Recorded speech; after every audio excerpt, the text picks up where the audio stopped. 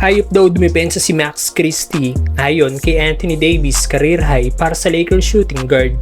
Isa sa malaking factor kung bakit nanalo ang Lakers kontra sa Utah Jazz. Basket, just wait and look at that pass. Ang daming player nga pong wala sa Lakers kanina dahil bukod kina Wood at Vanderbilt na hindi pa rin nakakapaglaro. Still, wala pa rin si Jackson Hayes na na-injured na naman ng ankle. At kanina 3 player pa ang wala sa lineup at ito ay si Austin Reeves na nagkaroon din ng injury matapos ang hard fall sa OKC. May sakit naman si Nadilo at Cam Reddish. Ayon sa injury report na inilabas ng Lakers kanina, game time decision ng status si Reeves, Dilo at Reddish para sa game bukas kontra sa Minnesota Timberwolves. At dahil sa maraming player ang wala kanina, nabigyan nga po ng malaking playing time ang ilan sa player ng Lakers at isa na dito si Max Christie na nagkaroon ng 30 minutes playing time.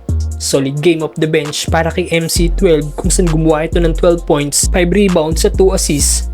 Career high in free throw nga pong ginawa ni Max kanina kung saan sa 10 free throw attempt nito, 8 dito ang kanyang naipasok.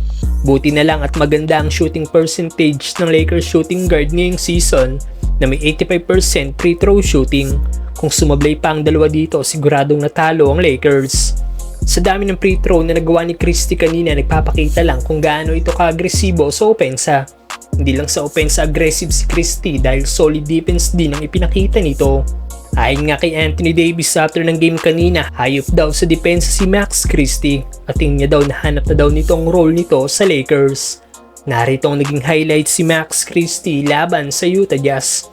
Gandang bounce pass ang ginawa ni LBJ sa nag-cut na si Max Christie. Layup para sa Lakers shooting guard. Sablay naman ang tira ni Lauri Markkanen dahil sa depensa ni MC12. Pass out, Markkanen, the look he wanted, and the ball jumps out, rebounded by Davis. Nice hustle by Max Christie para makuha ang loose ball sabay chest pass kay Rui Hachimura na ipinasa naman ang bola kay Davis. May si dunk para sa Lakers big man. Inside the cherry picker, AD just never got back to play.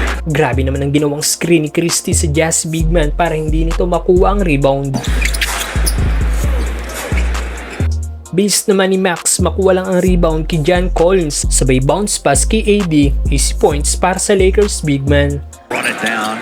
Instead, the slip pass. Ano masasabi niyo sa laro ni Max Christie mga brother? Walker. George slips a pass and went on. Shot for Lowry. Had to pick it up off the floor and go directly into a shot. Max Christie. That's nice. I mean, and he's got to know the defender Eubanks he wasn't ready for. To Christie, cut to the basket, just wait and look at that pass.